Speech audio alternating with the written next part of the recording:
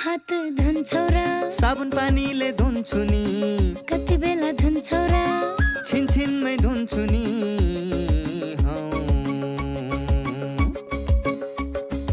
घरमा पस्दा अफिस पस्दा सधैँ धुन्छु हात कोरोनालाई यसै गरी भगाइदिन्छु म त घरमा पस्दा अफिस पस्दा सधैँ धुन्छु हात कोरोनालाई यसै गरी भगाइदिन्छु म त भान्सा छिर्नु अगाडि खाना खानु अगाडि जहाँ त्यही छोएपछि हातले छोपी खोकेपछि हात धुन्छौ र साबुन पानीले धुन्छु नि कति बेला धुन्छौ र छिनछिनमै धुन्छु नि कोरोनाबाट बच्ने 3 उपायहरू।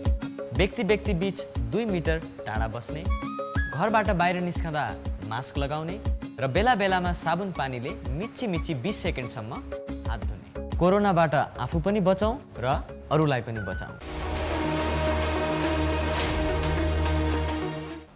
दर्शकवृन्द नमस्कार। कार्यक्रम स्वस्थ जीवनको आजको श्रृङ्खलामा यहाँलाई हार्दिक स्वागत छ। कार्यक्रम लिएर हामी हरेक दिन उपस्थित हुने गर्छौँ एनटिभी प्लस, एनटिभी कोहलपुर र एनटिभी इटहरीबाट फरक समयमा। नेपाल सरकार स्वास्थ्य तथा जनसङ्ख्या मन्त्रालय, राष्ट्रिय स्वास्थ्य शिक्षा सूचना तथा सञ्चार केन्द्र र नेपाल टेलिभिजन बीचको सहकार्यमा निर्माण एवं प्रसारण हुने गर्छ यो कार्यक्रममा हामी स्वास्थ्य सम्बन्धी विभिन्न विज्ञहरूसँग कुराकानी गर्ने गर्छौँ अनि भइरहेका नयाँ प्रयासहरूको विषयमा पनि जानकारी प्रस्तुत गर्ने गर्छौँ।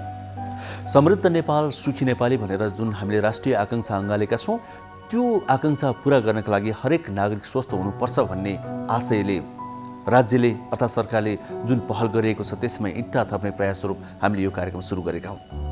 त्यसमाथि नेपालको संविधानको मौलिक हकमा नै स्वास्थ्यलाई राखिएको हुनाले गर्दा पनि यो सबैको अधिकारको कुरा हो भने महसुस गरेर पनि हामीले यो कार्यक्रम सुरुवात गरेका हौँ। जे होस् हामी स्वास्थ्यको विषयमा यसमा बहस गर्छौँ। धेरै जसो चाहिँ तपाईँ हाम्रै जीवनमा आइपर्ने दैनिक जीवनमा आइपर्ने स्वास्थ्य सम्बन्धी विभिन्न समस्याका समाधान खोज्ने प्रयास हामी यस कार्यक्रममा गर्छौँ। हामीसँग लामा छोटा गरेर विभिन्न खालका सामग्री रहने गर्छन्। यो 1 घण्टाको कार्यक्रम हो। आज पनि हामीसँग त्यस्तै केही विषयहरू छन्। आउनुहोस् ती विषयतिर प्रवेश गरौँ।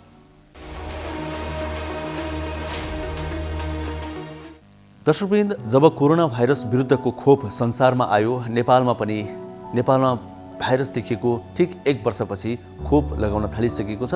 भारतबाट ल्याएको 10 लाख डोज खोप लगाउने अभियान यतिखेर जारी छ। देशका 77 वटै जिल्लाका 143 वटा खोप केन्द्रहरूमा यो खोप लगाउन सुरु गरिएको छ। हामी सबैलाई थाहा भएकै कुरा हो, खोप पहिलो चरणमा स्वास्थ्य कर्मीहरू अनि सरसफाइ कर्मीहरू, एम्बुलेन्स चालकहरू अनि फ्रन्ट लाइनमा खटिएर काम गर्ने सुरक्षाकर्मी लगायतका व्यक्तिलाई लगाउने क्रम सुरु भएको छ।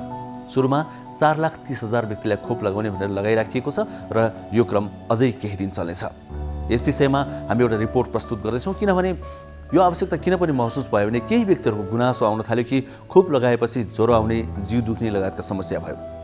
चिकित्सकहरूले यो के हो त भनेर अध्ययन गरिरहेका छन्, तर जटिल समस्या कतै पनि देखिएको छैन। कतै जटिल समस्या आइहाल्यो भने त्यसको लागि समाधान गर्ने व्यक्तिहरू अर्थात् विज्ञहरू स्ट्यान्ड बाई राखिएको छ हरेक खोप केन्द्रहरूमा। त्यसैले पनि हामीले आत्तिनु जरुरी छैन भनेर विज्ञहरूले भन्दै आएका छन्। खास कुरा के हो, यी सबै कुराहरू यो रिपोर्टमा समावेश गरिनेछ। त्यसको पनि हामीले कार्यक्रममा समेट्ने अर्को विषय हो आज दाँतको उपचार समयमै गरिएन भने यसले निकै धेरै दुःख दिन्छ हामीलाई। दाँतको दुखाइ अत्यन्तै धेरै पनि हुन्छ। हामीले जसरी मुटुको हेरचाह गर्छौँ, आँखाको हेरचाह गर्छौँ, त्यसगरी दाँतको पनि हेरचाह गर्नु जरुरी छ। हामीले दाँत निकालेर फालेपछि भइहाल्छ भने जुन सामान्य रूप लिन्छौँ त्यो पक्कै पनि होइन। दाँत शरीरको महत्त्वपूर्ण अङ्ग हो। यो दाँतको कसरी हेरचाह गर्ने, दाँतको हेरचाह नगर्दा के हुन्छ, कस्तो खतरा निम्तिन्छ, यी विषयमा आज हामी एउटा स्वास्थ्य संवाद प्रस्तुत गर्दैछौँ। एकजना दन्तरोग विशेषज्ञसँग हामी संवाद गर्दैछौँ। दर्शकवृन्द, हामीसँग कार्यक्रममा विभिन्न विषयका छोटा सामाजिक सन्देशहरू पनि रहने गर्छन्। ती फरक प्रकृतिका हुने गर्छन्। तिनलाई आज पनि प्रस्तुत गर्नेछौँ। अनि पछिल्लो समयमा हामीले हाम्रो जीवनशैली कस्तो हुनुपर्छ स्वस्थ रहनका लागि भनेर जुन प्रस्तुत गरिरहेका छौँ त्यसलाई पनि आज निरन्तरता दिनेछौँ। किनभने हाम्रो जीवनशैली नै हाम्रो स्वास्थ्यको मुख्य आधार हो। सुरुवातमा भने कोरोना भाइरस विरुद्धको यो भ्याक्सिनको विषयमा हामीले तयार पारेको यो विशेष रिपोर्ट हेरौँ।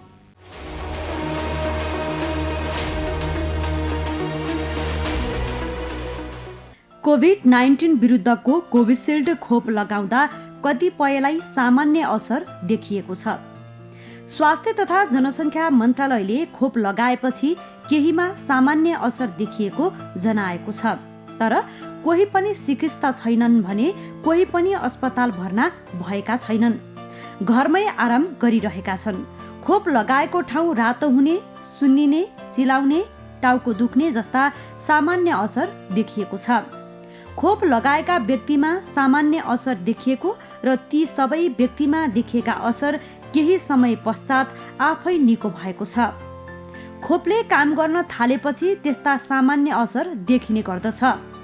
त्यस्तो असर कसैलाई 2-3 घण्टामा निको त कसैलाई 1-2 दिनमा निको हुन्छन्। कसैलाई पनि हालसम्म जटिल स्वास्थ्य समस्या भने आएको छैन। मन्त्रालयले खोप लगाउँदा हरेक अस्पतालका सम्भाव्य घटनाको व्यवस्थापनका लागि आवश्यक टिम तथा औषधिको व्यवस्थापन गरेको छ। खोप पश्चात त्यसको असरबारे अनुगमन तथा व्यवस्थापन गर्नका लागि देशभरि नै विज्ञ टोली परिचालन गरिएको छ। मन्त्रालयले सबैलाई ढुक्क भएर खोप लगाउन अनुरोध गरेको छ। हरेक अस्पतालहरूमा सम्भाव्य घटनाहरूको व्यवस्थापनका लागि आवश्यक टिम तथा औषधिहरूको समुचित व्यवस्थापन गरिएको मन्त्रालयले जनाएको छ। वृद्धाश्रम र कारागारमा रहेका लक्षित व्यक्तिहरूलाई खोप लगाउनका लागि खोपको उचित तापक्रम सुनिश्चित गरी सम्बन्धित संस्थामै गएर लगाउने व्यवस्था मिलाउन पनि मन्त्रालयले खोप समन्वय तथा अनुगमन समिति र स्वास्थ्य कार्यालयहरूलाई मन्त्रालयले आग्रह गरेको छ। कोभिसिल्ड खोप लगाएको व्यक्तिमा जिउ दुख्ने, ज्वरो आउने जस्ता समस्या देखिने गरेको चिकित्सकहरूले बताएका छन्। सरकारले पहिलो चरणमा 4,30,000 जनाको सूची तयार पारी देशभरका खोप केन्द्रबाट खोप सञ्चालन गरिरहेको छ। बेलायत, मेक्सिको, बङ्गलादेश र भारतमा आपतकालीन प्रयोगका लागि अनुमति भएपछि नेपालको औषधि व्यवस्था विभागले कोभिसिल्डलाई आपतकालीन प्रयोगका लागि अनुमति दिएको हो। कोभिसिल्डको असर सामान्य रहेको छ। सरकारले पनि पहिलो चरणको खोप भएकाले कुनै पनि समस्या नआओस् भनेर अस्पताल केन्द्रित मात्रै खोप केन्द्र राखेको छ। नमस्ते, म डाक्टर विजेश राज घिमिरे, क्यान्सर रोग विशेषज्ञ। म यहाँहरूलाई आज हाम्रो क्यान्सर र कोभिडको बारेमा केही भन्न गइरहेको छु। यहाँहरूलाई थाहै छ हामी यो क्यान्सर बिरामीहरूमा हाम्रो रोगसँग लड्ने क्षमताहरू अलिक कम भएको हुनाले यो हाम्रो कोभिड या यो रोग चाहिँ उहाँहरूलाई केही गरी भइहाल्यो भने चाहिँ अलिकति जटिल रूपमा जान सक्ने र ज्यान पनि जान सक्ने किसिमबाट अगाडि बढ्न सक्ने भएको हुनाले हामीले चाहिँ क्यान्सर रोगको बिरामीहरूलाई चाहिँ यसबाट बच्नलाई यसबाट सावधानी अपनाउन चाहिँ एकदमै धेरै नै जरुरी छ। त्यसैले गर्दाखेरि म यहाँहरू सबैलाई अरूहरूले त सबैले गर्नु नै पर्छ, तर यहाँ क्यान्सर रोगीहरूले चाहिँ र क्यान्सरबाट उपचार गराइरहेका या क्यान्सर लागेर निको भइसकेका बिरामीहरूले चाहिँ यसमा एकदमै नै धेरै याद गर्नुहोला। अर्को कुरा चाहिँ के छ भनेदेखि हामीले अब क्यान्सरको लागि भनेर उपचार गर्नै पर्ने बिरामीहरू जसको लागि चाहिँ हाम्रो अलिक मतलब निको पार्न सकिने खालका रोगीहरू चाहिँ क्यान्सरको उपचारमा आउनलाई एकदम जरुरी छ। कोरोनाकै बिचमा पनि हामीले उपचार दिइरहेका छौँ र यसमा चाहिँ कि यहाँहरू आत्तिनु पर्दैन, हामीले सबै हाम्रो आफ्नो प्रिकसनहरू लिएर उपचार गरि नै रहेका छौँ। तर पनि अब धेरै बिरामीहरू चाहिँ यहाँ के भन्छ क्यान्सरको अब उपचार सकिसकेर जेनरल फलोअपमा या कुनै जरुरी नभइकन पनि हस्पिटल कहिलेकाहीँ फाटाफुट्टा आउने गर्नु भएको छ। उहाँहरूलाई हामी के भन्न चाहन्छौँ भने जरुरी भएमा मात्रै हस्पिटल आइदिनु होला, होइन भने चाहिँ हामी सबैलाई मोबाइलबाट या अरू कुनै माध्यमबाट चाहिँ फोन गरेर अथवा हामीले उहाँहरूलाई यहाँ परामर्श दिन सक्छौँ र सबै चाहिएको मान्छे चाहिँ क्यान्सर उपचारमा आउनु होला, जरुरी पनि छ। तर नचाहिएका मान्छेहरू चाहिँ घरमै बस्नु होला र पर्नु पर्यो भनेदेखि चाहिँ डाक्टरसँग चाहिँ अरू माध्यमबाट चाहिँ हामीलाई सम्पर्क गर्नु होला। नानु, होमवर्क सक्यो त? गर्दैछु बुवा। कस्तो चुरोट गनाएको। होइन, चुरोट खाएकै छैन। थाहा छ। हजुरले कौसीमा, घर बाहिर आँगनमा, बाटोमा चुरोट खाएर हिँडेको देखेको छु मैले। कहिलेकाहीँ मात्रै हो के? अब छोड्छु। के गर्नु, बानी लागेपछि। सुन्नुहोस्, हजुरले चुरोट खानुभयो, हजुरलाई त असर गर्छ नै। हजुरले खाएको चुरोटको धुवाले हामीलाई पनि रोगी बनाउँछ। हामी रोगी भएको हजुरलाई मनपर्छ? होइन, मलाई त तिमी स्वस्थ फुर्तिलो भएको पो मनपर्छ। त्यसो भए सुन्नुहोस् बा, हाम्रो सरले भन्नुभएको चुरोटको धुवाको 3 तहको असर हुन्छ अरे, first hand, second hand, third hand. होइन, के हो नानु यो first hand, second hand, third hand भनेको? जसले चुरोट खायो उसलाई चुरोटको धुवाले फर्स्ट ह्यान्ड असर गर्छ। सँगै बस्ने मान्छेलाई चुरोटको धुवाले सेकेन्ड ह्यान्ड असर गर्छ, जुन धेरै हानिकारक हुन्छ। त्यो अहिले मलाई भइरहेको छ। सरी नानु, अनि यो थर्ड ह्यान्ड भनेको के नि? हजुरले जुन ठाउँमा बसेर चुरोट खानुभयो त्यो ठाउँमा पछिसम्म चुरोटको धुवाको असर रहिरहन्छ। त्यही ठाउँमा पछि आएर बस्ने मानिसलाई पनि असर गर्छ, त्यो थर्ड ह्यान्ड भयो। ए बुझेँ, यो त ठुलो अपराध पो रहेछ। अब म प्रतिज्ञा गर्छु, आजैदेखि धुम्रपान त्याग गर्छु। धन्यवाद बुवा।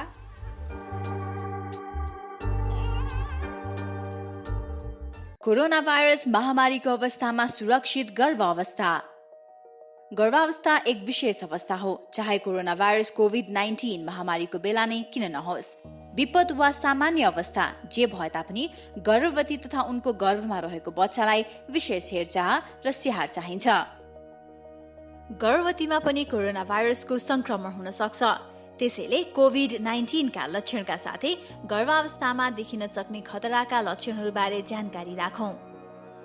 गर्भावस्थामा देखिने खतराका लक्षणहरू: टाउको साह्रै दुख्नु, आँखा तिरमिराएर धमिलो देखिनु, हात तथा मुख सुनिनु, हात खुट्टा अरुरो भई काँप छुट्नु वा मुर्छा पर्नु, कडासित तल्लो पेट दुख्नु, योनिबाट रगत वा पानी बग्नु। यी मध्ये कुनै पनि खतराका लक्षणहरू देखा पर्ने बित्तिकै तुरुन्तै नजिकैको स्वास्थ्य संस्थामा जाँच्न लैजानु पर्दछ। नियमित गर्भवती जाँच तथा खतराका लक्षणको समयमै पहिचान गरी गर्भावस्थालाई सुरक्षित बनाऊ। कोभिड-19 सम्बन्धी कुनै पनि जिज्ञासा वा परामर्श चाहिएमा पैसा नलाग्ने कल सेन्टर 1115 वा 1133 मा सम्पर्क गरौँ। नमस्ते, म डाक्टर निपुञ्ज श्रेष्ठ, बालरोग विशेषज्ञ। अहिले यो कोभिड-19 इन्फेक्सनको जुन एउटा महामारी जुन सुरु भएको छ, यसमा चाहिँ बालबालिकाहरू पनि उत्तिमै जोखिममा छन्।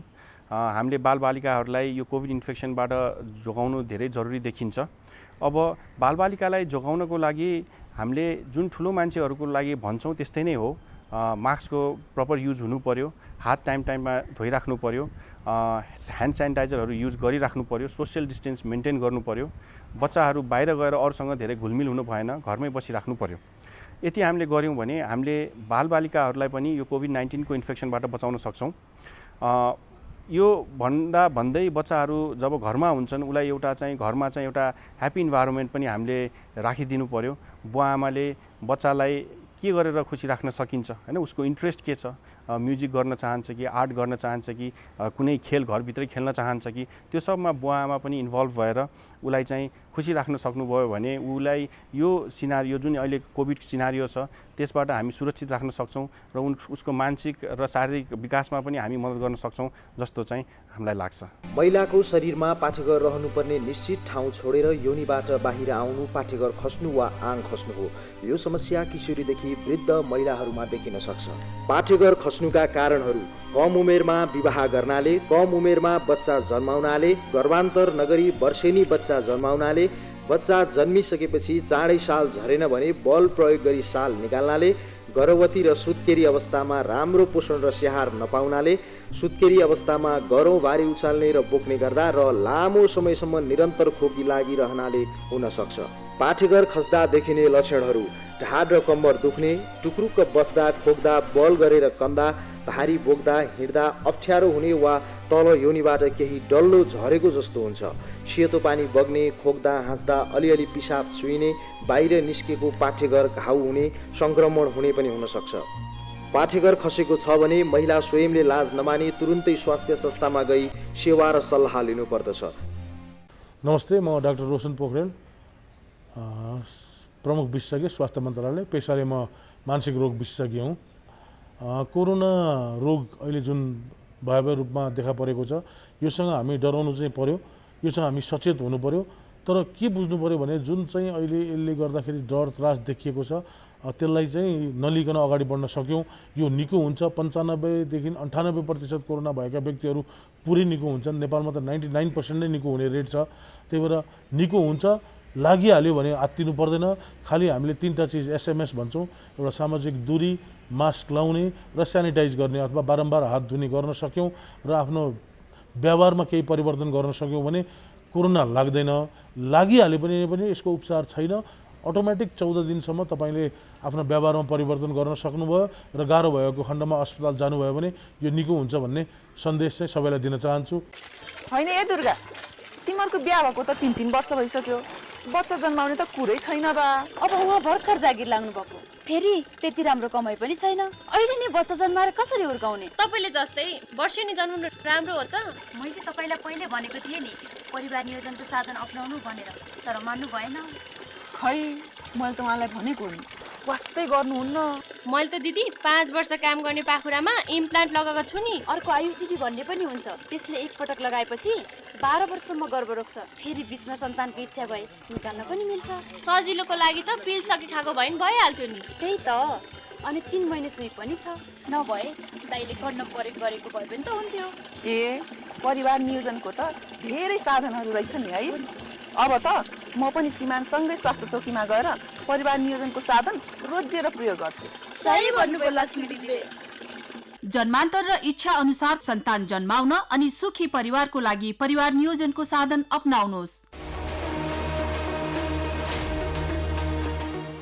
दर्शकवृन्द, हामीलाई प्रकृतिले यस्तो शरीर दिएको छ, यस्ता अङ्गहरू दिएको छ, हरेक अङ्गको आफ्नै महत्त्व छ, आफ्नै भूमिका पनि छ।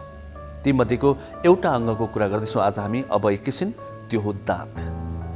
दाँत शरीरको एउटा यस्तो अङ्ग हो, एउटा हाम्रो निश्चित उमेर भएपछि या निश्चित समस्या आएपछि हामी यसलाई निकालेर फाल्ने गर्छौँ। त्यस कारणले गर्दा कतिपय व्यक्तिहरूले दाँतको उपचारमा त्यति धेरै ध्यान दिएको पाइँदैन। तर होइन, यसले अप्रत्यक्ष रूपमा धेरै अङ्गसँग सम्बन्ध राख्छ। दाँतको उपचार समयमा गरिएन भने धेरै ठुला खतराहरू पनि निम्तिन सक्छन्। कति व्यक्तिलाई क्यान्सरसम्म भएको पनि हामीले पाएका छौँ, मुखको क्यान्सर पनि भएको। त्यसो भए दाँतको हेरचाह हामीले कसरी गर्ने, दाँतको हेरचाह समयमा गरिएन भने के कस्ता समस्याहरू आउन सक्छन्, यी विविध विषयलाई समेटेर हामीले आज एउटा संवाद गरेका छौँ। त्यही नै अब प्रस्तुत गर्दैछौँ। अबको पालो स्वास्थ्य संवाद, जसमा एकजना दन्तरोग विशेषज्ञसँग हामीले गरेको कुराकानी हामी प्रस्तुत गर्दैछौँ।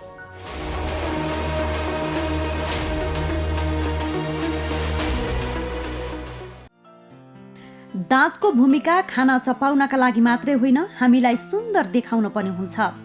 सरसफाइमा कमी तथा खानपानमा ख्याल नगर्दा दाँतमा विभिन्न समस्या देखिने गरेको दन्त चिकित्सकहरूको भनाइ छ।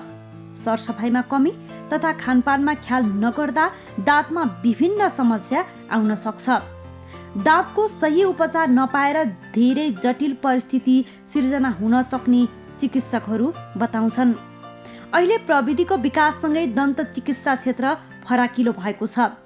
यसै विषयमा हामीले दन्तरोग विशेषज्ञ डाक्टर दीपक कुमार रायसँग संवाद गरेका छौँ। कोभिडको बेलामा चाहिँ गाह्रो त भएको थियो सबैजनालाई। केही दिनसम्म चाहिँ हामीले केही दिन होइन, केही महिनै भनौँ, 1-1.5 महिनासम्म चाहिँ हाम्रो एउटा प्रोटोकल आएको थियो। त्यो प्रोटोकलमा चाहिँ इमर्जेन्सी केयर मात्रै गर्ने, एकदमै दुखेर आएको छ भने त्यसलाई म्यानेज गर्ने आएको थियो। त्यसबाहेक चाहिँ रुटिन चेकअपहरू भएकोलाई चाहिँ अलिकति पोस्टपोन गर्ने या फोनमा पेसेन्टलाई फोन नम्बर दिएर के कस्तो गाह्रो भएको छ फोनमै दिन सकिन्छ भने फोनबाटै नै उसलाई उपचार गर्ने, अब दबाईहरू लेख्न मिल्ने भयो। तर गर्न सकिँदैन भन्ने छ भने चाहिँ हामीले फुल सेट अफ पिपी लगाएर, त्यस पछाडि फेस सिल्ड लगाएर, मास्क लगाएर जति सकिन्छ त्यो एरोजोल कन्टामिनेसन नहोस् भनेर पेसेन्टलाई बसाएर अनि उपचार चाहिँ गऱ्यौँ र अहिले पनि त्यसरी नै गरिरहेछौँ हामीले। अहिले अब देशव्यापी रूपमा कोरोना विरुद्धको खोप सञ्चालन पनि सुरु भइसकेको छ होइन, यहाँ कहिले लगाउँदै हुनुहुन्छ खोप? म अहिले काठमाडौँ मेडिकल कलेजमा एसिस्टेन्ट प्रोफेसर हो। हाम्रो चाहिँ आज आएको छ, आज र भोलिमा चाहिँ हाम्रो फ्याकल्टीहरू सबैजनालाई चाहिँ दिने त्यहाँ प्रोग्राम छ। सायद म भोलि लाउँछु होला। भनेपछि यहाँले खोप लाउनुहुन्छ? हजुर लाउँछु। यो खोप लाउनको लागि चाहिँ कतिपय मानिसहरू डराउनु भएको पनि छ नि, के भन्न चाहनुहुन्छ? अब खोप चाहिँ एउटा अनुसन्धान गरेर नै आएको हो हाम्रोमा। अब अहिले आउने खोप चाहिँ हामीले भारतसँग पाइरहेछौँ, त्यहाँ ट्रायल भएर आएको हो। त्यही भएर म भन्छु नडराउनुहोस् र पक्कै पनि त्यो कोभिडको खोपले कोभिड त लाग्ने होइन, त्यही भएर हामी लगाउँ भन्छु म। सबैले ट्राई गरिरहेछन्, त्यही भएर म त पोजिटिभ छु। लगाएर अगाडि बढौँ, अर्को डोज पनि लगाउँ, त्यस पछाडि चाहिँ अगाडि बढौँ भन्छु म। सँगसँगै अब हामी दाँतको कुरा पनि गर्छौँ होइन, दाँतलाई कसरी बचाउने कुराहरू, यी सबै कुराहरू गर्छौँ। खासमा यो समयमा चाहिँ दाँतसँग सम्बन्धित कस्ता कस्ता समस्याहरू आउने गरेका छन्? कोभिडको समयमा भन्नुहुन्छ भने अलिकति फरक सिनारियो थियो। अब मुख्यतः चाहिँ हामी कहाँ आउने बिरामीहरू चाहिँ प्रायः दाँतमा किरा लागेर या दाँत सडेर भनौँ, दाँत दुखेर कुनै कारणवश चोटपटक लागेकोमा चाहिँ दाँत भाँचेर आउने, यसरी आउँथे। तर कोभिडको बेलामा चाहिँ डराएर त्यहाँ गयो भने मलाई रोग सर्छ कि भनेर रोग पालेर बस्नुभयो धेरै दिनसम्म। त्यस्तो केसमा दुखाइ छ भने बरु सहने, बरु दबाई खाइराख्ने, फोनमा पनि आउँदा अहिले आउँदिनँ पछि ठिक हुन्छ कि भोलि कोभिड ठिक भइहाल्छ कि जस्तो सोचेर पनि पेसेन्टहरू चाहिँ अलिकति जटिल चाहिँ हुँदै गरेर आउनुभएको थियो हाम्रो बेलामा। अहिले चाहिँ आउँदाखेरि अब 2-3 महिनासम्म चाहिँ आएनन्, अहिले आएर चाहिँ अब सक्दै सकिएन भनेर चाहिँ आइराख्नु भएको छ। त्यही पुरानो समस्याले अलिकति जटिल बनाएर आउनुभएको छ अहिले। जस्तै दाँत किराले खाएको भनिन्छ वास्तवमा होइन, यो दाँत किराले खानु भनेको चाहिँ के हो रहेछ? अब कस्तो हुन्छ भन्दा खासमा चाहिँ अब हाम्रो यो मुखभित्र भनौँ ओरल क्याभिटीभित्र धेरै अब माइक्रो अर्गानिजमहरू हुन्छ होइन, राम्रो पनि नराम्रो पनि। अब हामीले जुन खाना खान्छौँ, जुनसुकै खाना खान्छौँ र त्यसलाई यदि हामीले सफा गरेनौँ भने हाम्रो मुखभित्र भएको जुन माइक्रो अर्गानिजम छ त्यसले चाहिँ त्यो खानालाई युटिलाइज गर्छ, खान्छ। त्यो खाएपछि उसले पचाउने क्रममा चाहिँ एसिड फाल्छ अनि त्यो एसिड चाहिँ हाम्रो दाँतको भागमा, अब दाँतकै भाग कुरा गर्दाखेरि दाँतको भागहरू लेयर्समा हुन्छ। माथि इनामेल, त्यसपछि भित्र डेन्टिन अनि भित्र चाहिँ पल्प हुन्छ जहाँ कि नसाहरू रक्तनलीहरू हुन्छन्। अब त्यो ब्याक्टेरियाले खाना अब मानौँ कार्बोहाइड्रेट जुन अलिकति गुलियो पदार्थहरू खाइसकेपछि चाहिँ त्यस पश्चात चाहिँ एउटा एसिड जस्तो तत्त्व निकालेपछि माथिको भाग चाहिँ खिँदै जान्छ अनि पछि गएर चाहिँ त्यहाँनिर खाल्डो पर्ने अनि त्यसपछि अझ खाना अड्किने, अझ माइक्रो अर्गानिजमले खाने, त्यो प्रोसेस चल्दै गएपछि चाहिँ बिस्तारै किरा लाग्यो या खाल्टो पर्यो भनेर पेसेन्टहरू आउनुहुन्छ। कस्तो अवस्था भयो भने चाहिँ धेरै गाह्रो हुन्छ होइन, यसका पनि सामान्य जटिल अवस्था होला नि? सुरुमा के हुन्छ भन्दाखेरि सुरुमा यदि तपाईँले आफ्नो स्याहार गर्न सक्नु भएन कुनै कारण पनि, तपाईँको दाँतमा इनिसिएसन भयो, केरिज भन्छौँ हामी, दाँत जुन तपाईँले भन्नुभयो दाँतमा किरा लाग्नु या सडन हुनु, इनिसिएसनको बेलामा हामीले इन्सिपिएन्ट केरिज भन्छौँ हाम्रो टर्ममा, डेन्टलको टर्ममा। त्यतिखेर चाहिँ तपाईँले हेरचाह गर्नुभयो आफ्नो दाँतको भनेपछि चाहिँ तपाईँले किरा लाग्नबाट बच्न सक्नुहुन्छ, तपाईँ फेरि राम्रो हुनसक्छ। तर त्यही प्रोसेस कन्टिन्यू भइरह्यो, तपाईँको दाँतमा फोहोर लागिरह्यो, ब्याक्टेरियाले त्यो खानेकुराहरू खाएर फेरि एसिड फालिरह्यो, तपाईँले स्टिल केयर गर्नु भएन भने चाहिँ पछि त्यो लेयर हट्दै गएपछि चाहिँ अलिअलि खाल्टो हुँदै जान्छ। अब जस्तै मैले अघि भने इनामेल, डेन्टिन, पल्प माथिको लेयरमा मात्रै छ भने हामीले सामान्यतया रूपमा भरेर पठाउँछौँ। डिफ्रेन्ट टाइप्स अफ अब तपाईँको यो भर्ने मेटेरियलहरू हुन्छ, तपाईँहरूले सुन्नुभयो होला चाँदी भरेको, जुन आजभोलि त युज अब त्यति साह्रो भइरहेको छैन, या टुथ कलर्ड कम्पोजिट रेस्टोरेसन भयो, तिनीहरू गरेर हामीले गर्छौँ। जब त्यो खाएको भागहरू नजिकसम्म पुग्छ नसामा, पल्पमा, अनि अलिकति जटिलतिर जान्छ, त्यसपछि चाहिँ पेसेन्टलाई दुखेको महसुस हुन्छ अनि हामीले यो वर्ड युज गर्छौँ। अलिक पहिला आएको भए चाहिँ यति धेरै गर्नु पर्दैन थियो भनेर। दाँत दुखेकै हुँदैन तर पनि भित्रसम्म कालो भइसकेको हुन्छ कि? हजुर, अब यो तपाईँको प्राय पेसेन्टले हामीलाई के भन्छ, हामीले भन्छौँ अलिक पहिला आए हुन्थ्यो नि भन्दाखेरि पेसेन्टले के भन्नुहुन्छ भन्दा मैले चालै पाइनँ भन्नुहुन्छ कि। त्यसको रिजन चाहिँ के हो भन्दाखेरि अब त्यही माथिको लेयरहरू जुन हुन्छ इनामेल भयो त्यसमा चाहिँ तपाईँको अलिकति किराहरू लाग्यो भने पनि मान्छेले चाल पाउँदैन, कि त अब ऐना हेरेर या खाना अड्केको छ भने चाल पाउँछ, तपाईँलाई त्यो दुख्ने चाहिँ गर्दैन, त्यहाँ नसाहरू हुँदैन। अलि भित्र जाँदै गयो भने पल्पसम्म पुग्यो भने जहाँ नसाहरू हुन्छ त्यहाँ छोएपछि बल्ल चाहिँ मान्छेलाई महसुस हुन्छ अब चाहिँ मलाई केही भइरहेछ भनेर।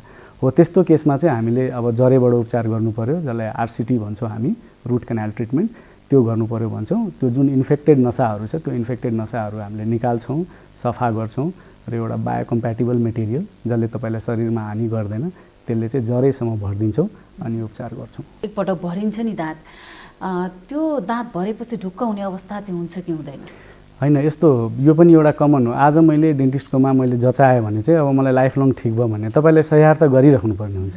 झन् अब तपाईँको दाँतमा उपचार भएको छ, त्यो उपचार भएको दाँतलाई अझ झन् केयर गर्नु पऱ्यो तपाईँले। अब कुरा आयो आरसिटी गरेको दाँतमा, तपाईँले हामीले आरसिटी गरिसकेपछि चाहिँ या जुनसुकै डेन्टल ट्रिटमेन्ट गरिसकेपछि हामीले पेसेन्टलाई मिनिमम पनि 3 मन्थ्समा एकचोटि आएर हामीलाई देखाउनुहोस् भन्छौँ। किनकि आरसिटी गरिसकेको दाँतमा पनि केही पछि गएर यदि हेरचाह गरिएन भने चाहिँ त्यहाँ अनेक किसिमका मानौँ न दाँत फुट्नु या फेरि किरा लाग्नुहरू हुनसक्छ। त्यहाँनिर दाँत भरेर चाहिँ यसलाई कभर लाउने गरिन्छ नि, त्यो कभर लगाइसकेपछि नि भित्र केही प्रब्लम आउन सक्छ?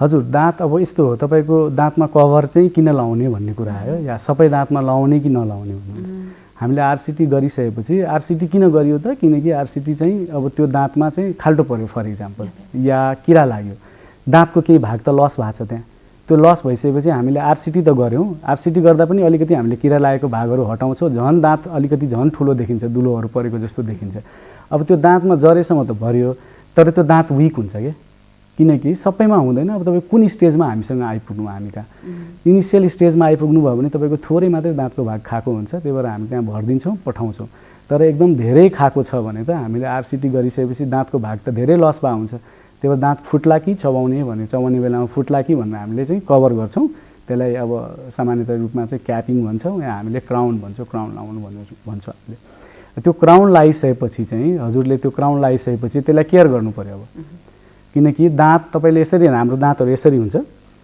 एउटा दाँत र दुईवटा दाँत यसरी टाँसेको हुन्छ नेचुरल जुन भगवान्ले दिएको छ त्यस्तो एक्ज्याक्टली हामीले गर्न त सक्दैनौँ त्यही भएर हामीले पेसेन्टलाई के भन्छौँ भने हामीले त उपचार गऱ्यौँ तर केयर चाहिँ तपाईँको सुपर केयर चाहिन्छ किन त्यो क्राउन लगाइसकेको त्यो भागलाई सफा गरिएन भने त्यही खानाहरू अड्किने चान्सेसहरू हुन्छ पछि फेरि त्यो क्राउन लगाइसकेको दाँतमा पनि किरा लाग्न सक्छ अनि त्यस पछाडि त्यो केयर गरिएन भने फेरि सबै गरेको रिभर्स हुन्छ साना साना बच्चाहरूको दाँत एकदमै सबै दाँत कालो कि मुखै कालो देखिने गरी दाँत कालो कालो भएको हुन्छ नि त्यो चाहिँ के कारणले भएको हुन्छ त्यही एडल्टमा पनि हुने त्यही हो बच्चामा पनि हो तपाईँले आफ्नो ओरल स्ट्रक्चर्सको दाँतको सबैको तपाईँले केयर गर्न सक्नु भएन भने चाहिँ किरा लागेर नै प्रायः कालो देखिने हो होइन अब अरू डिजिजहरू पनि छन् जसमा चाहिँ बच्चाहरूको दाँत चाहिँ अलिकति धेरै पहेँलो देखिने डिजिजहरू हुन्छ त्यो छुट्टै कुरा हो तर प्रायः मुख्यतः चाहिँ कालो पुर्याउने भनेको त्यही हो तर बच्चा र एडल्टमा चाहिँ फरक के हुन्छ भन्दाखेरि हामी कहाँ अलिकति अब एडल्ट पेसेन्टहरू आउनुभयो भने चाहिँ उहाँहरूले चाहिँ मेरो दाँतमा प्रब्लम छ भनेर आउनुहुन्छ तर बच्चालाई चाहिँ कसैले लिएर आइदिनुपर्छ ऊ डराएर आउँछ डेन्टिस्टको जानलाई दुख्छ कि भनेर डराएर आउँछ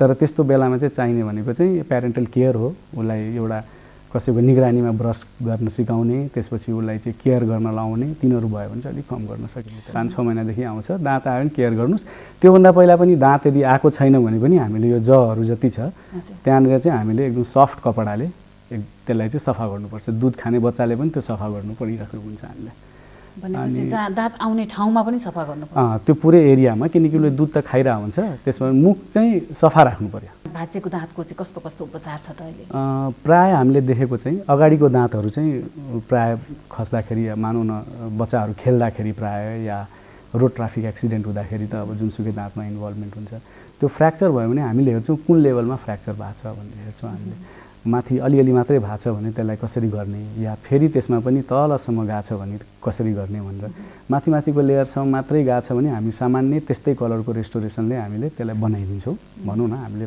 त्यो जहाँ फुटेको भाग छ त्यसलाई सेम त्यस्तै गरेर उपचार गरिदिन्छौँ त्यस पछाडि अझै डिप छ भने अझै तलसम्म खाइसकेको छ भने जरा छुने गरी खाइसकेको छ भने चाहिँ हामीले फेरि आरसिटी गरेर हेर्छौँ दाँतको भाग कति छ त्यसपछि अझै ट्रिटमेन्टहरू जटिल जटिल हुँदै जान्छ कुनै कुनै केसमा चाहिँ अब दाँत बचाउने लायककै छैन भने चाहिँ हामीले त्यसलाई झिक्छौँ अनि फेरि प्रोस्थेसिसको प्लान गर्छौँ हामीले भनेपछि आदि दाँत भाँचिएको छ भने त्यसलाई बचाउन सक्यो भने चाहिँ त्यही बचाउनु उपयुक्त हुन्छ आफ्नो दाँतलाई बचाउनु हरेक किसिमबाट उपयुक्त हो अरू थपेर राख्ने हो कि के गर्ने त होइन आदि दाँत जुन भाग छ त्यो आधा दाँत चाहिँ तपाईँको कतिसम्म गएको छ यसमा डाइरेक्ट हामीले जुन डाइरेक्ट कम्पोजिट रेस्टोरेसन भन्छौँ हामीले त्यस्तै त्यो गरेर यदि ठिक हुन्छ भने त्यो गर्ने नत्र आजभोलि चाहिँ भिनियर्स भन्ने हुन्छ त्यस पछाडि क्राउन हुन्छ त्यो सबै गरेर चाहिँ हामीले बचाउनु चाहिँ बचाउँछौँ अलिकति मैले थोरै कस्मेटिकको कुरा गर्न चाहेँ होइन दाँत मिलाउने सन्दर्भमा दाँत मिलाउँदा चाहिँ कतिपय दाँतहरू भएको सक्लो दाँतहरू पनि उखालेर उपचार गर्ने गरिन्छ नि यस्तो हुन्छ यो जस्तै हाम्रो डेन्टिस्ट्रीको कुरा गर्दाखेरि हाम्रो डेन्टिस्ट्रीमा लगभग अहिले यहाँ हाम्रो 9वटा जस्तो डिपार्टमेन्ट हुन्छ होइन अब मेरो यो कन्जर्भेटिभ डेन्टिस्ट्री एन्ड एन्डोडोन्टिक्स हो जसमा चाहिँ मुख्यतः हामीले दाँतलाई सकेसम्म जुन अहिलेसम्म जुन हाम्रो कुरा भइरहेछ त्यसलाई चाहिँ बचाउने भयो यो चाहिँ अर्थोडोन्टिक्सले गर्नुहुन्छ हाम्रो स्पेसलिस्ट हुनुहुन्छ अनि दाँत उखाल्ने पर्या छ भने मात्रै झिक्ने हो त्यसलाई अनि यस्तो होइन कि अब दाँत मिलाउनलाई चाहिँ अलि राम्रै दाँतलाई पनि झिकेर मिलाउने त्यस्तो हुँदैन कुनै कुनैमा स्पेस हुँदैन त्यस्तो केसमा चाहिँ उहाँहरूले त्यो झिकेर त्यसपछि दाँतलाई मिलाउनुहुन्छ स्पेस छ भने अर्कै टाइपको ट्रिटमेन्ट गर्नुहुन्छ त्यो उहाँहरूको स्पेसलाइज सब्जेक्ट हुन्छ उहाँहरूले एउटा ट्रिटमेन्ट प्लान गरेर अनि अगाडि बढ्नुहुन्छ। अहिले त झन् बच्चाहरू एकदमै धेरै जिद्दी भनेको टाइममा दाँत खोल्न नमान्ने होइन, त्यो हुँदाखेरि चाहिँ अलिकति बाङ्गोटिङ्गो भएर आउने दाँत होइन त्यो हुन्छ। त्यो हुँदाखेरि कतिको समयमा पुगेपछि चाहिँ उनीहरूको दाँत मिलाउनको लागि समय उपयुक्त हुन्छ? सुरुमा त तपाईँको दाँतहरू अब कस्तो हुन्छ भन्दाखेरि एकदम भनौँ न दाँतकै बच्चाहरूमा चाहिँ सुरुमा चाहिँ डेसिडियस टुथ भन्छौँ हामी, दुधे दाँत। त्यसपछि एउटा फेज आउँछ मिक्स डेन्टिसन भन्ने, जहाँ चाहिँ उसको पर्मानेन्ट दाँत पनि हुन्छ, त्यसपछि चाहिँ दुधे दाँत झरेको पनि हुँदैन। त्यसपछि केही दिनपछि चाहिँ सबै दुधे दाँतहरू साटिएर पर्मानेन्ट दाँत आउँछ। अब त्यस्तो बच्चा थाहा हुन्छ पेरेन्ट्सलाई कुन बेला भइरहेछ, तर प्रायः जस्तो चाहिँ अर्थोडन्टिस्टकै विषय हो यो। प्रायः जस्तो चाहिँ मिक्स डेन्टिसनको पिरियडमा चाहिँ बच्चाहरूलाई काउन्सिलिङ गर्न सुरु गरेर त्यसपछि उसको पुरै हड्डीहरू जुन छ जहाँ दाँत हुन्छ उसको हड्डीहरूको डेभलपमेन्ट भएको छ कि छैन त्यो सबै हेरेर अनि उनीहरू अगाडि बढ्छन् अर्थोडन्टिस्टहरू चाहिँ।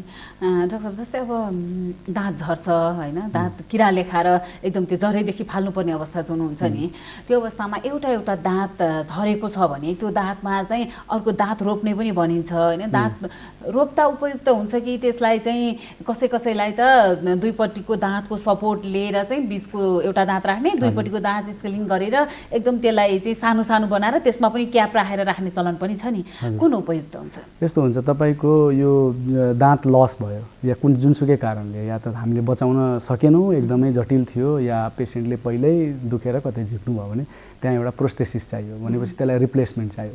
अब रिप्लेसमेन्टको पनि धेरै तरिकाहरू हुन्छ।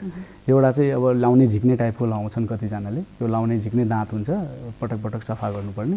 एउटा चाहिँ फिक्स ट्रिटमेन्ट हुन्छ, त्यो जुन हजुरले भन्नुभयो दुइटै साइडको दाँतलाई अलिकति सानो बनाइदिएर अनि त्यसलाई ब्रिजिङ गरेर गर्ने। अनि अर्को भनेको इम्प्लान्ट हो। अब योमा के हुन्छ भन्दाखेरि यसलाई यस्तो गर्ने भन्दा पनि तपाईँलाई यो दाँतको कन्डिसन हेरेर तपाईँले टोक्दाखेरि तपाईँको कति ग्याप छ दुइटै माथि र तलको दाँतमा हेरेर अनि त्यसपछि ट्रिटमेन्ट प्लान गर्छौँ हामीले। जस्तै तपाईँलाई यो ब्रिज नै गर्नु पऱ्यो भने दुइटै साइडको दाँतलाई किन काट्ने त, बरु इम्प्लान्ट आइसक्यो आजभोलि, इम्प्लान्ट गर्ने जुन तपाईँले भन्नु एउटा स्क्रु जस्तो हालेर गर्ने जुन भन्नु त्यो इम्प्लान्ट गर्ने। तर इम्प्लान्टको लागि फेरि हड्डी कतिको छ त राम्रो, त्योमा हामीले जुन रोप्छौँ त्यसमा स्क्रु रोप्छौँ त्यो अड्डिन्छ कि अड्डिँदैन, या कुनै मेडिकल कम्प्लिकेसन्स छ कि पेसेन्टलाई, अरू कुनै रोग छ कि छैन भनेर सबै एउटा ट्रिटमेन्ट प्लान भएपछि नि अगाडि बढ्छौँ।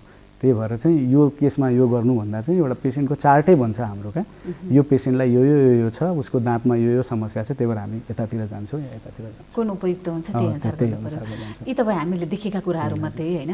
वास्तवमा डाक्टर साहब जस्तो किराले खाएको दाँतहरूलाई होइन अर्को दाँत लगाउनु पर्दा फेर्नु पर्दा होइन त्यही भर्नु पर्दा गरिने उपचार पद्धतिहरू छन् नि, ती चाहिँ के छन्? दाँतमा किरा लागेर आयो फर इक्जाम्पल भनेपछि चाहिँ सामान्य छ भनेपछि हामीले रेस्टोरेसन गर्ने, टुथ कलर रेस्टोरेसनहरू छ तिनीहरू गर्ने, कम्पोजिट भयो। त्यसपछि नसासम्म छोइसकेको छ भने हामीले रुट केनाल गर्छौँ।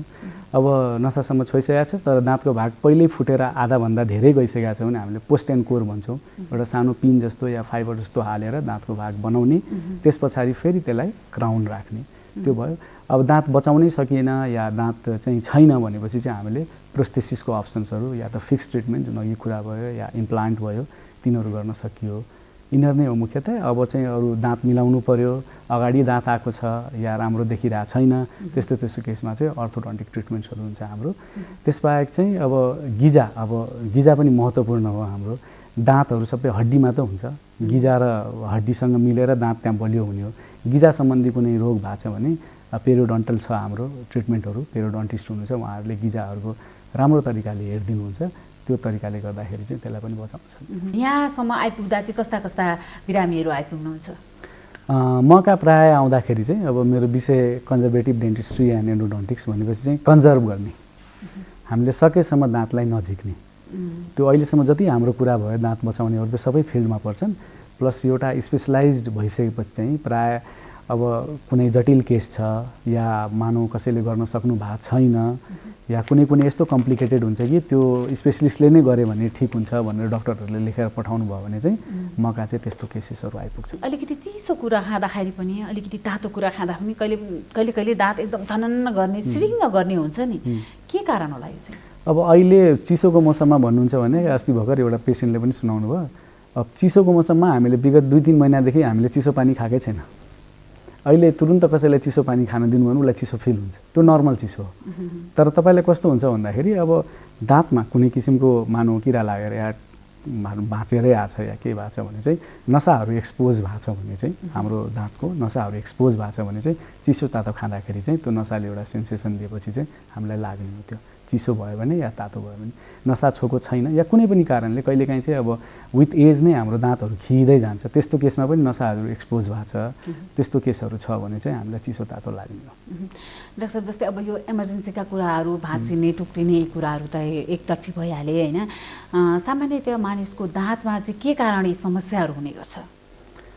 मेन त भनेको ओरल हाइजिनको केयरको कमी हो एउटा अनि अर्को कुरा भनेको अवेरनेसको पनि छ अलिकति मान्छेले अब यो दाँतलाई मात्रै म नेग्लेक्टेड भन्नु हुन त हाम्रो मैले पटक पनि भन्छु हाम्रो देशमा चाहिँ भन्नुहुन्छ भने सबै फिल्ड एउटा डेन्टिस्टलाई सोध्नुहुन्छ भने उसलाई उसको पेसेन्टले नेग्लेक्ट गरेको फिल हुन्छ एउटा कार्डियोलोजिस्टलाई सोध्नुहुन्छ भने मुटु रोग विशेषज्ञलाई उसको पेसेन्टले केयर गरेन जस्तो फिल हुन्छ। हाम्रो हरेक फिल्डमा चाहिँ एउटा चेतनाको कमी छ त्यही भएर पनि हामीलाई चाहिँ त्यस्तो अब ओरल हाइजिनको मेन्टेनेन्स नगर्न सक्ने या मानौँ कि डक्टरले भनिसकेपछि पनि त्यो उपचारलाई या त कुनै कारण होस् उसले राम्ररी बुझ्न सकेको छैन भने केयर दिन नसक्ने त्यही कारणले नै आउँछ प्रायः। सामान्यतया मानिसहरू नि दाँत दुख्यो भने दाँत दुख्यो भनेर एउटा पेन किलर किन्ने खाने एक दुई दिनमा अलिक कम हुन्छ होइन ठिक भयो भन्ने बस्ने अवस्था पनि हुन्छ।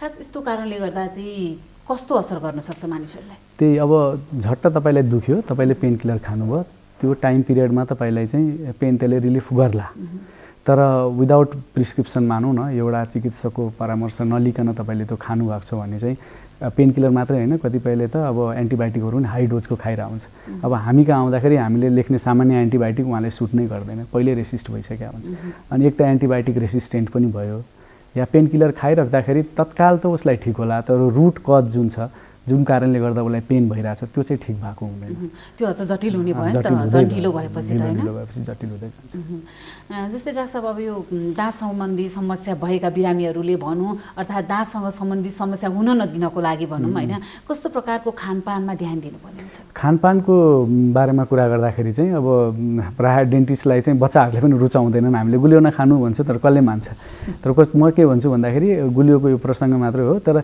जे पनि खानुहुन्छ खानुहोस् तर त्यसपछि सफा राख्नुहोस् आफ्नो दाँतलाई सफा राख्नुहोस् सबै सर्फेसलाई सफा राख्नुहोस् त्यसपछि चाहिँ तपाईँलाई खासै प्रब्लम हुँदैन। अब तपाईँले खानुभयो र अर्को कुरा चाहिँ एकदमै साह्रो चिजहरू एभोइड गर्नुहोस् दाँतको माथिको भागहरू फुट्न सक्छ हामीले हेर्छौँ कतिजनाले अब सुपारी छुर्पीहरू खाइरहेको हुन्छन् एकदम अनि त्यसले गर्दाखेरि चाहिँ दाँतको भागहरू फुट्ने गर्छ। एकदमै चिसो त्यसपछि लगतै एकदमै तातो यिनीहरूलाई अभोइड गर्नुहोस् त्यसले क्र्याकहरू गराउन सक्छ दाँतमा। अरू त तपाईँले सामान्य रूपमा खाए हुन्छ जे खानुहोस् तर दाँत चाहिँ सफा राख्नुहोस्। यो गुलियोहरू खाँदाखेरि चाहिँ दाँतमा अलिकति त्यो जुन कालो कालो दाग देखिन थालिसकेपछि अलिकति गुलियो खायो भने एकदमै दुख्ने गर्छ नि दाँत किन होला? त्यही गुलियो या चिसो या तातो यो सबै भनेको तपाईँको रिलेटेड भनेको खाल्टो पर्यो जुन भन्नुभयो नि तपाईँले किरा लागेपछि नसाको एक्सपोज भएको छ भने आउने हो चिजहरू त्यसपछि चाहिँ नसा छोएको छ भने चाहिँ हामीले त्यसको रेस्पोन्स पाउँछौँ कि शरीरले भन्न थालिसकेको छ अब तपाईँको नसा चाहिँ छोइरहेछ अब यसलाई अलि रोक्नुहोस् तर हामी स्टिल मानेनौँ खाएको खाइ गऱ्यो भने हामी कहाँ आउँदाखेरि जराको उपचारहरू सुरु हुन्छ। एउटा मानिसले आफ्नो दाँत बचाउनको लागि चाहिँ विशेष गरी के कुरामा ध्यान दिनुपर्ने हुन्छ? दाँत बचाउनलाई चाहिँ अब यो समराइज गर्दा नै सबभन्दा फर्स्टमा चाहिँ हामीले भन्छौँ दाँत राम्ररी माझ्नुहोस् या ओरल हाइजिनको मेन्टेन गर्नु त्यो भनेको चाहिँ अब अहिले चाहिँ अब रिसेन्ट प्रोटोकलले के भन्छ भन्दाखेरि चाहिँ तपाईँको 2 टाइम ब्रस गर्ने एउटा चाहिँ राति खाना खाइसकेपछि राति गर्ने र अर्को चाहिँ दिनभरिमा कुनै एकचोटि गर्दा नि हुन्छ। अब हाम्रो चाहिँ जेनरली नेपालीहरूको बानी के हुन्छ बिहान सुतेर उठेर एकचोटि ब्रस गर्ने त्यसपछि त प्रायः 2 चोटि गरेको बानी पनि हुँदैन त्यस्तो त्यही भएर 2 चोटि गऱ्यो भने चाहिँ ठिक हुन्छ। त्यसपछि कन्डिसन हेरेर तपाईँको दाँतमा चाहिँ यदि किरा लागेको छ कसैको धेरै किरा लागिरहेको हुन्छ कसैको थोरै लागिरहेको हुन्छ होइन यो मात्रै खानपिनले मात्रै कन्ट्रोल गर्दैन अरूहरूको अब यो मुखमा भनौँ न हाम्रो सलाइभा भयो त्यसले पनि अब यो थुकहरू जुन हुन्छ हाम्रो बिचमा त्यो माइक्रो अर्गानिजम भयो धेरै चिज रिलेटेड भएर चाहिँ किरा लाग्ने हो है। अब कसैको मुख सुक्खा हुन्छ त्यो केसमा चाहिँ अलिकति किरा लाग्ने चान्सेस धेरै भयो कोहीलाई चाहिँ अब मेडिकल कम्प्लिकेसन हुन्छ जस्तै डायबिटिज भयो उहाँहरूको पनि त्यस्तो देखिया छ गम्सको र अब हड्डीहरूको समस्याहरू देखिया छ। सो मेडिकल कम्प्लिकेसन छ भने चाहिँ अलि विशेष केयर गर्नु पर्यो त्यसलाई। सामान्य रूपमा तपाईँ मेडिकली फिट हुनुहुन्छ भने चाहिँ 2 टाइम ब्रसिङ गर्ने फ्लोरिडेटेड टुथपेस्ट युज गर्ने 3 महिना 6 महिनामा डेन्टिस्टलाई भेट्ने त्यति भएपछि ठिक हुन्छ। दाँतसँग सम्बन्धित बिरामीहरूले होइन समस्या भएका मानिसहरूले चाहिँ कस्तो अवस्था भयो भने चाहिँ अनिवार्य रूपमा अस्पताल जानै पर्ने हुन्छ? प्रायः त दुखेरै आउँछन् हाम्रोमा प्रायः चाहिँ दुखेरै अनिवार्य रूपमा आउँछन्। हामीले अब हाम्रोमा कहाँ छ भन्दाखेरि तपाईँले धेरै ठाउँमा हेर्नुहुन्छ, प्रायः धेरै ठाउँमा छ हाम्रो डेन्टल हस्पिटल्सहरू छ, धेरैले फ्रीमा ओरल चेकअप गर्छन् होइन। तर त्यही मैले भनिहालेँ हजुरलाई, जबसम्म प्रब्लम भएको छैन हामी छिर्दैनौँ। एकचोटि जस्तो छिरेर म सबैलाई भन्छु एकचोटि छिरेर हेर्नुहोस्, अब के छ ओरल यो 5-10 मिनट लाग्छ, हेर्नुहोस् केही प्रब्लम आएको छ भने नोट डाउन गर्नुहोस्, त्यति इमर्जेन्सी छैन भने यो भएको छ तपाईँलाई दाँतमा टाइम मिलाएर आउनुहोस् भन्दा पनि रोक्न सकिन्छ। त्यति पनि छैन भने त अब जटिल बढ्दै जान्छ, त्यसपछि त ट्रिटमेन्ट सुरु हुन्छ। भनेपछि यो दाँतसँग सम्बन्धित उपचारहरू नि गर्नको लागि बाहिर जानुपर्ने अवस्था छ कि छैन? हामीले नेपालमै सबै किसिमका उपचार हुन्छ कि हुँदैन त? अहिले हाम्रोमा स्पेसलाइज छ, हाम्रोमा सबै फिल्डमा। अब यस्तो हाम्रो भन्नुहुन्छ भने डेन्टिस्ट्रीमा ब्याचलर अफ डेन्टल सर्जरी भयो, 5.5 वर्षको कोर्स होइन, त्यसपछि चाहिँ फेरि 3 वर्षको कोर्स हुन्छ जुनमा चाहिँ उपचारकै कुरा भन्दैछु म। त्यो 3 वर्षको कोर्स चाहिँ तपाईँको स्पेसलाइज सब्जेक्टमा हुन्छ। जस्तै मेरो कन्जर्भेटिभ डेन्टिस्ट्रीमा भयो, कोही अर्थोडन्टिस्ट हुन्छ, कोही पेरोडन्टिस्ट हुनुहुन्छ होइन।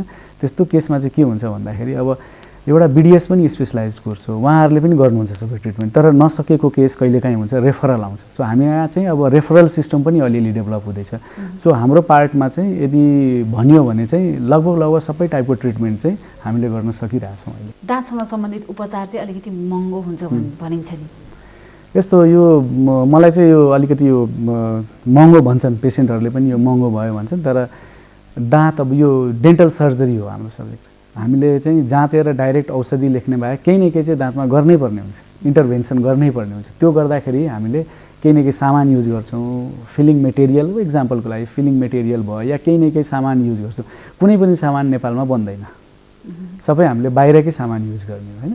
त्यही भएर हामीलाई सबै चिजको त्यो पनि भयो, त्यसपछि सिटिङ टाइम, चेयर टाइम फरक हुन्छ। अनि केस पनि जटिल हुँदै जान्छ, जति जटिल भयो त्यति महँगो हो। तपाईँ सुरुमा आउनुहुन्छ तपाईँलाई 1 रुपियाँ पनि लाग्दैन।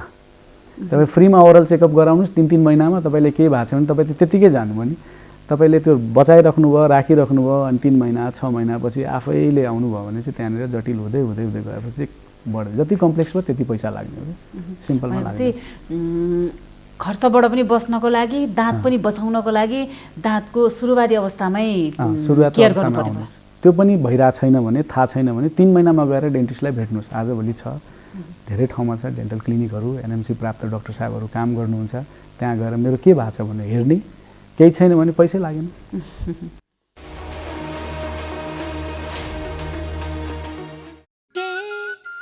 हात धुन्छौ र साबुन पानीले धुन्छु नि, कति बेला धुन्छौ र छिनछिनमै धुन्छु नि।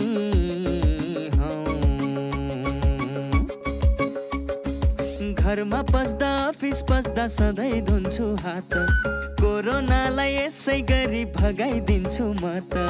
घरमा पस्दा अफिस पस्दा सधैँ धुन्छु हात, कोरोनालाई यसै गरी भगाइदिन्छु म त। भान्सा छिर्नु अगाडि, खाना खानु अगाडि, जहाँ त्यही छोएपछि हातले छोपी खोकेपछि। हात धुन्छौ र साबुन पानीले धुन्छु नि, कति बेला धुन्छौ र छिनछिनमै धुन्छु नि। कोरोनाबाट बच्ने 3 उपायहरू: व्यक्ति बीच 2 मिटर टाढा बस्ने, घरबाट बाहिर निस्कँदा मास्क लगाउने र बेला साबुन पानीले मिच्ची 20 सेकेन्डसम्म हात धुने। कोरोनाबाट आफू पनि बचाउँ र अरूलाई पनि बचाउँ। नमस्कार, म डाक्टर अम्बिका प्रसाद गेवाली, म होमियोपैथी चिकित्सक। अहिले नेपाल मात्रै नभएर विश्व नै यो कोरोना महामारीबाट हामी आक्रान्त छौँ र अहिले विश्वको ध्यान नै यो रोगसँग कसरी लड्ने, कसरी यसबाट मुक्ति पाउने भन्ने हिसाबमा विश्व लागि परेको छ। र नेपालमा पनि नेपाल सरकार, विभिन्न सङ्घ संस्था, सम्पूर्ण स्वास्थ्य सिस्टम र हरेक मान्छेहरू रोगबाट कसरी हामी मुक्ति पाउन सक्छौँ भनेर हामी चाहिँ लागिरहेका छौँ। यसमा चाहिँ उपचारका विभिन्न पद्धति भएको हुनाले होमियोपेथिक, एलोपेथिक, आयुर्वेदा र अरू सिस्टमहरू पनि आफ्नो लेभलबाट काम गरिरहनु भएको छ। अरूको सिस्टमको बारेमा हामीलाई थाहा छ। होमियोपेथिकमा पनि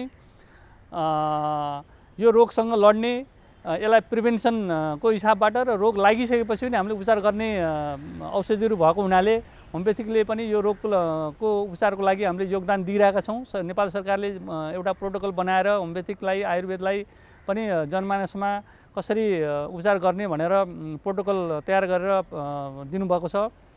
र त्यसै अनुसार हामीले उपचार गरिरहेका छौँ र सबै मान्छेहरूले के गर्नु पर्यो भने यो रोगको विरुद्धमा काम गर्ने जुन सोसल डिस्टेन्सिङको कुराहरू, मास्कको प्रयोग गर्ने, त्यसपछि खानपिनमा राम्रो ध्यान दिने, यिनी कुराहरू गर्ने अनि प्राकृतिक जीवनशैली हामीले चाहिँ अनुसरण गर्नुपर्ने हुन्छ। सबै कुरालाई चाहिँ जे कुरामा पनि हाम्रो स्वास्थ्यलाई कसरी प्रवर्धन गर्ने भन्ने हिसाबले कुराकानी गर्नुपर्ने हुन्छ र यो चाहिँ धेरै कम्प्लिकेटेड कुरा होइन, सिम्पल कुरा नै छ। एकदमै सन्तुलित आहार विहार गर्ने अनि जाँड रक्सी, सिगरेट खानेकुराहरू यिनीहरूबाट हामी बच्नुपर्छ। त्यसपछि भिडभाडमा कम गर्नु पर्यो, भिडभाडमा जानु भएन। सोसल डिस्टेन्सिङका कुराहरू यिनी कुरा त सबै मान्छेलाई थाहा छँदैछ र होमियोपेथिक हिसाबमा अहिले अब नेपाल सरकारले जसरी गरिरहनु भएको छ, अस्पतालहरू चाहिँ अहिले कोभिड पेसेन्टले फुल छन्, बेडहरू नपाइरहेको अवस्था छ। त्यसले गर्दाखेरि हामीले चाहिँ एकदमै अत्यन्तै सचेत भएर हामी अगाडि बढ्नुपर्ने हुन्छ र रोग लाग्यो भने चिकित्सकहरूसँग सम्पर्क गरेर कसरी उपचार गर्न सकिन्छ त्यो कुरा गर्नु पर्यो। होमियोपेथिकमा पनि यो रोगको बिगिनिङको स्टेजमा हामीले चाहिँ एकदम इफेक्टिभ हिसाबले उपचार दिइरहेछौँ। धेरै मान्छेहरूलाई हामीसँग फोनमा कुराकानी गरेर होमियोपेथिक अस्पतालमा र होमियोपेथिक डक्टरहरूसँग तपाईँहरू सम्पर्क गर्नुभयो भने तपाईँहरूको आवश्यकता अनुसारको औषधिहरू हामीले प्रेसक्रिप्सन दिन्छौँ र नेपाल सरकारले दिएका निर्देशनहरूलाई पालना गर्ने, स्वास्थ्यको न्यूनतम कुराहरूलाई हामीले ध्यान दिन सक्यो भने रोगबाट बचिन्छ, आत्तिनुपर्ने कुराकानी हुँदैन। र यो पनि एउटा अरू सामान्य रोगहरू जस्तै कुराकानी हो। अरू रोगबाट हामी जसरी बच्ने कोसिस गर्छौँ यसलाई पनि त्यस्तै हिसाबले लिने, नआत्तिने र संयम भएर अगाडि बढ्ने गर्यो भने रोगबाट बच्न सकिन्छ, आत्तिनुपर्ने कुराकानी हुँदैन। दर्शकबिन कार्यक्रममा फेरि पनि स्वागत छ। NTV plus, NTV Kohalpur, NTV इटाहरीमा यो कार्यक्रम यहाँहरूले हेरिरहनु भएको छ। दैनिक कार्यक्रम हो, यहाँहरूले हरेक दिन यसै समयमा हेरिरहनु भएको छ। हामी विभिन्न सामाजिक सञ्जालहरूमा पनि यो कार्यक्रम प्रस्तुत गरिरहेका छौँ। एकैछिनमा त्यो विषयमा विस्तृत जानकारी प्रस्तुत गर्छौँ नै। अब एकैछिन जीवनशैलीको कुरा गरौँ। हामीले खाने खानपान, हामीले गर्ने शारीरिक अभ्यास लगायत हामीले गर्ने विभिन्न गतिविधिहरूले हाम्रो स्वास्थ्यमा निकै प्रत्यक्ष असर पारेका हुन्छन् भन्ने कुरा त अब नयाँ रहेन। रोग लागेर उपचार गर्नुभन्दा रोग लाग्नै नदिनु राम्रो। कुनै रोग लागेको छ भने त्यो रोगको लागि हाम्रो जीवनयापन, दैनिक जीवनशैली कस्तो हुनुपर्छ त्यसलाई अपनाउनु राम्रो। त्यसैले गर्दा हामीले कार्यक्रममा यसलाई प्राथमिकताका साथ प्रस्तुत गरेका छौँ। फेरि हामीले यहाँहरूका प्रश्नका जिज्ञासाका आधारमा पनि कार्यक्रममा विषयवस्तु छनौट गर्छौँ। पछिल्लो समयमा यहाँहरूको जिज्ञासा त्यसमा बढी नै रह्यो पनि हामीलाई विभिन्न माध्यमबाट यहाँले पनि त्यही जिज्ञासा राख्नुपर्छ। त्यसैले पनि हामीले यो सेगमेन्टलाई धेरैजसो प्रस्तुत गर्ने गरेका छौँ। आउनुहोस् एकैछिन हेरौँ यो अर्को सेगमेन्ट, मेरो जीवनशैली।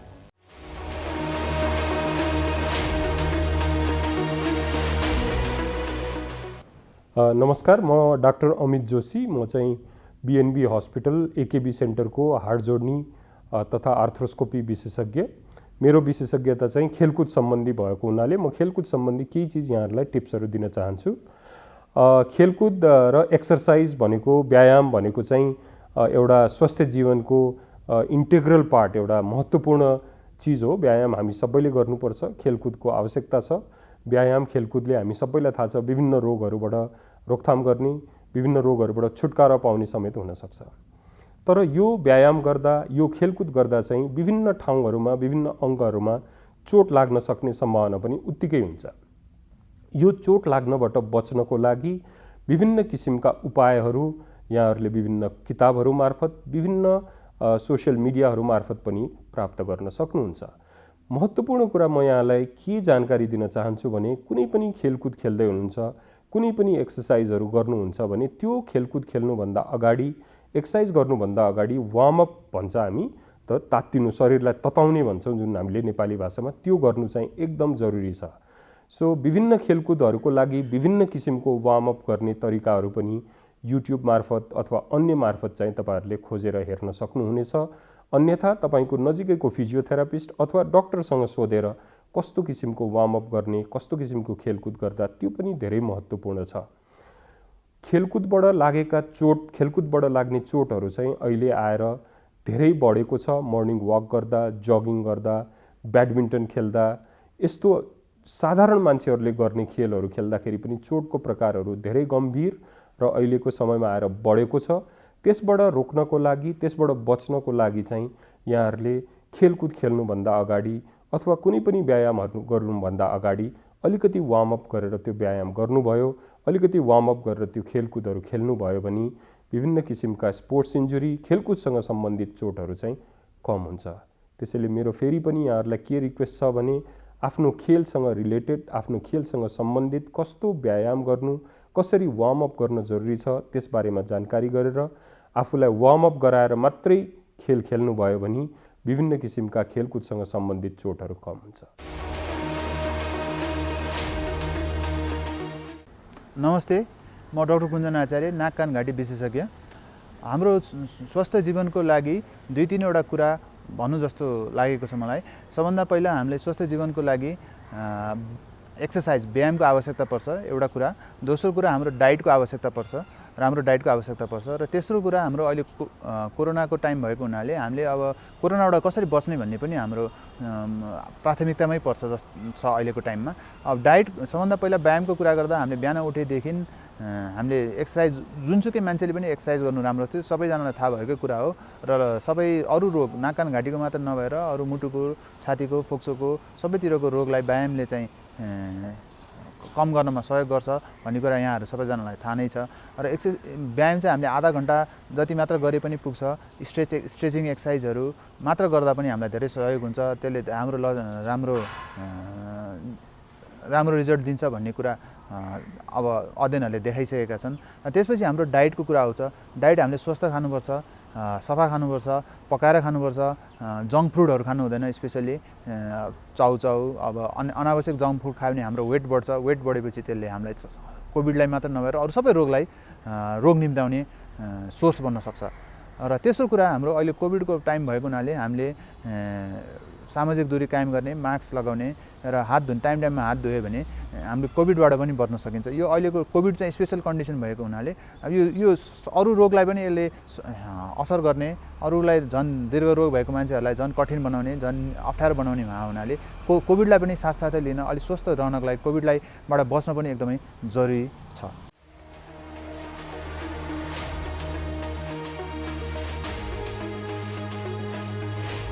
कार्यक्रम स्वस्थ जीवन हरेक दिन एनटिभी प्लसबाट बिहान 7 बजेदेखि 8 बजेसम्म र पूर्ण प्रसारण साँझ 5 देखि 6 बजेसम्म, एनटिभी कोहलपुरबाट 1 देखि 2 बजेसम्म र एनटिभी इटहरीबाट दिउँसो 2 देखि 3 बजेसम्म प्रसारण हुने गरेको छ। स्वास्थ्य सम्बन्धी यहाँहरूको कुनै जिज्ञासा वा समस्या भएमा हामी सम्बन्धित विज्ञहरूबाट समाधान खोजी कार्यक्रममा प्रसारण गर्नेछौँ। हामीलाई सम्पर्क गर्ने माध्यमहरू यस प्रकार रहेका छन्। फोन, एसएमएस तथा भाइबरको लागि 98 43 52 93 97, इमेल swasthjivan@ntv.org.np। यस कार्यक्रमको बारेमा आफ्नो सल्लाह, सुझाव र प्रतिक्रिया पनि यहाँहरूले यिनै माध्यम मार्फत दिन सक्नुहुनेछ। साथै कार्यक्रममा के कस्ता सामग्री, विषय वा विज्ञहरू समेट्नु पर्ला भन्ने विषयमा पनि सुझाव दिन सक्नुहुन्छ। कार्यक्रम यहाँहरूले सामाजिक सञ्जाल मार्फत पनि हेर्न सक्नुहुनेछ। YouTube Nepal television, mobile application Nepal television, Facebook facebook.com/naptv2041।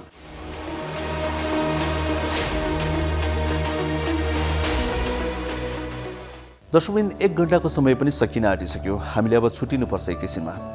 भोलि आउँछौँ आजकै समयमा। आजलाई चाहिँ छुट्टिन्छौँ एकैछिनमा। त्योभन्दा अगाडि केही जानकारी दिउँ। हामीले अघि भनेका थियौँ विभिन्न सामाजिक सञ्जालमा पनि यो कार्यक्रम हेर्न सक्नुहुन्छ भनेर, त्यो जानकारी दिउँ। युट्युबमा हेर्न सक्नुहुन्छ, नेपाल टेलिभिजनको मोबाइल एप्समा हेर्न सक्नुहुन्छ, वेबसाइटमा पनि हेर्न सक्नुहुन्छ। त्यसै गरी फेसबुक पेज रहेको छ नेपाल टेलिभिजनको आधिकारिक फेसबुक पेज, नेपाल टेलिभिजन नाम गरेकै, त्यसमा पनि यहाँहरूले हेर्न सक्नुहुन्छ। र हरेक दिन साँझ 5 देखि 6 बजेसम्म त त्यो फेसबुक पेजमा प्रत्यक्ष नै अर्थात् लाइभ नै पनि यो कार्यक्रम हेर्न सक्नुहुन्छ। कार्यक्रम कस्तो लाग्दैछ हामीलाई सल्लाह, प्रतिक्रिया, सुझाव दिन नबिर्सिनुहोला। साथै यहाँहरूका स्वास्थ्य सम्बन्धी कुनै जिज्ञासा छन्, प्रश्न छन् भने पनि हामीलाई पठाउनुहोला। हामी तिनलाई सम्बोधन गर्दै तिनको उत्तर खोज्दै कार्यक्रम निर्माण गर्ने प्रयास गर्नेछौँ। आजलाई छुट्टिन्छौँ अब। कोरोना भाइरस विरुद्धको खोप आइसकेको छ, यसो भन्दैमा हामीले हेलचेक्राइ गर्नु हुँदैन, अझै पनि सतर्क रहन बाँकी नै छ, रहनुपर्छ। केही महिना लाग्न सक्छ सबैजनाले भ्याक्सिन लगाउन, त्यसले गर्दा हेलचेक्राइ नगरौँ हामी आग्रह गर्छौँ। र अर्को कुरा, आज हामीले दन्तरोग विशेषज्ञसँग कुराकानी गऱ्यौँ। यसबाट बुझ्छौँ कि शरीरका हरेक अङ्गहरू उत्तिकै महत्त्वपूर्ण छन्। यी हरेक अङ्गको अर्को अङ्गसँग पनि सम्बन्ध हुन्छ, त्यसले गर्दा कुनै पनि अङ्गमा लागेको रोगको विषयमा हेलचेक्राइ नगरौँ। यो आग्रहसँगै आजको लागि सबैजना बिदा माग्छौँ। हस्त, नमस्ते।